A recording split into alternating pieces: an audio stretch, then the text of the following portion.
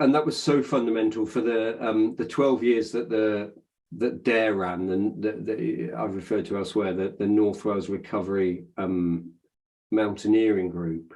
That was so important that it was a non-legally constituted group. It wasn't a legally constituted organisation. There was no staff. There was no anything. Right. It was literally a group that was the same of any other group. It was literally a group of friends meeting on Saturday and going up the hill as any other group were legally entitled to do. We were not doing it in organisation, but it's the moment you did that sort of thing in an organisational umbrella. You can't even imagine the red tape and the bureaucracy that goes with all of that. You know, and again, it was a risk-taking activity. I mean, there's a lot we do. We haven't said enough about this, but I guess we take more risks than other agencies will do from time to time. We like to hope there are very small and measured risks. They're not big risks. Do you know what I mean? But even that North Wales, that Dare group, that walking group, and I want to explore that a lot more in the film I want to do with Bob. But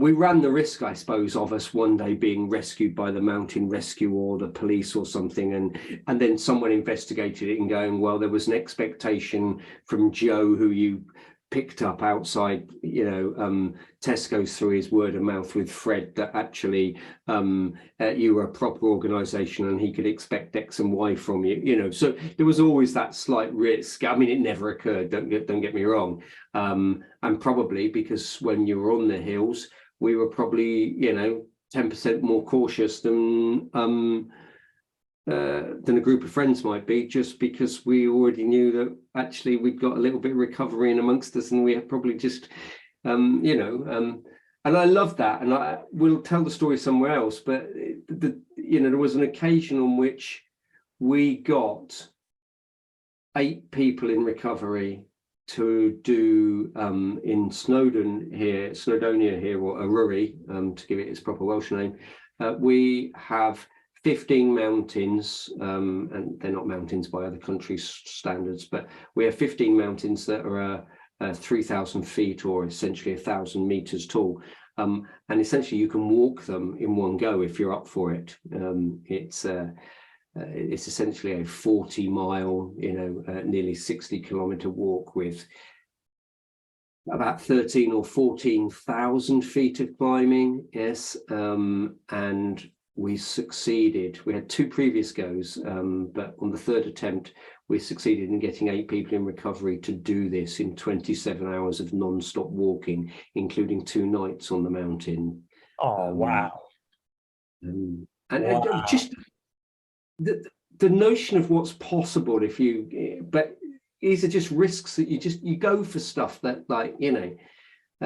So we haven't said enough about it, but I think really good recovery organisations, I suspect that's very true of all the other people we keep cross-talking across these films, like Leap in Edinburgh with David and Stuart and other people. There is an element of taking risk as well. Yes. Yeah. And I'll check that he said it, but I'm pretty sure that James said he's not frightened of taking risks, and that was one of the things you've got to have that.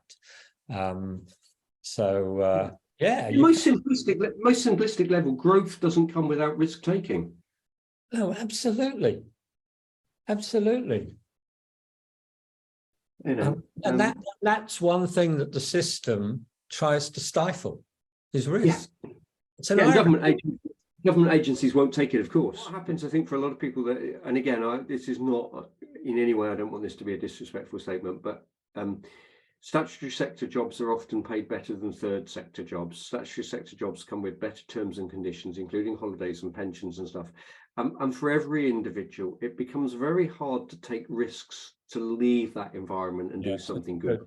You're exposing you and your family. You know, it's not just your lifestyle. It can be, you know, your partner's lifestyle. It can be, you know, can be the very house that you're paying a mortgage on, and all sorts of stuff like that.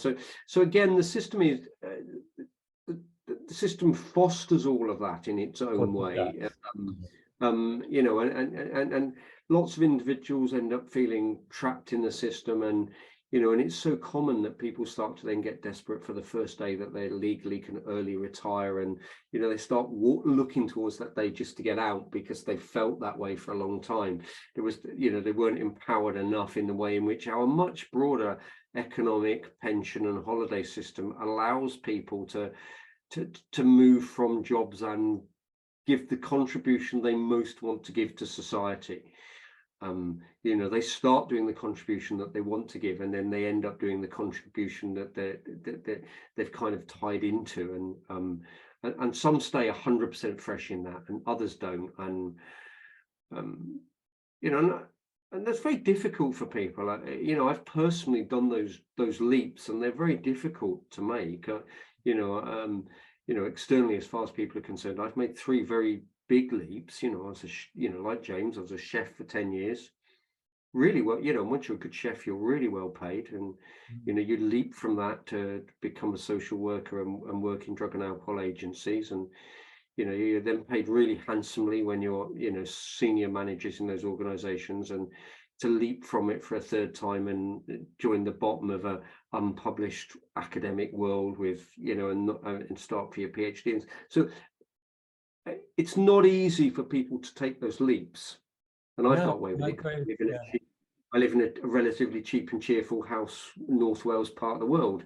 You know, I could have perhaps been in a family and a mortgage situation, you know, in an inner city where I could have never made those leaps without, you know, a huge compromise from family. You know, you know, and it's amazing how so few people in society do those leaps. You know, we think of the odd people that take their kids out of school and put them on boats and go around the world, or travel in buses and stuff, and you know, they're exceptionally rare. How difficult it is in people's mindset to do that stuff. Yes, that just fosters growth in human beings. Yes. No, I agree. I took my leaps out of one successful. Well, you did, of course, yes. Another, and then to jump off the academic circuit. But yeah, and then you also leaped in terms of one side of the world to the other. I guess as well.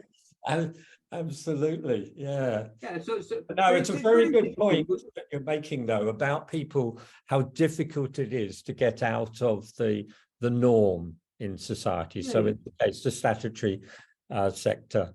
This is the widest.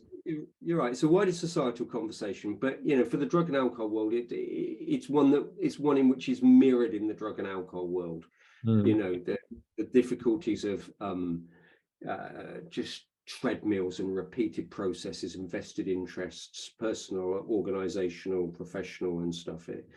It's all there really, and the recovery groups and the recovery movement, which is where we started today's conversation, are really struggling to establish themselves in that context. I think that's some of what you and I keep trying to tease out is, you know, how do the ones that have managed it in that context manage it, I think, is what we're asking in a funny sort of way. Well, it is. The odds are stacked against, really. Yes.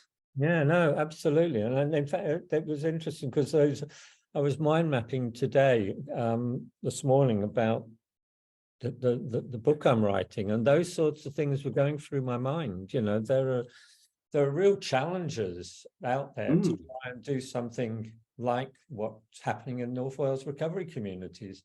And also for someone like David and his colleagues who are within the system trying to do something which the system is not used to being done.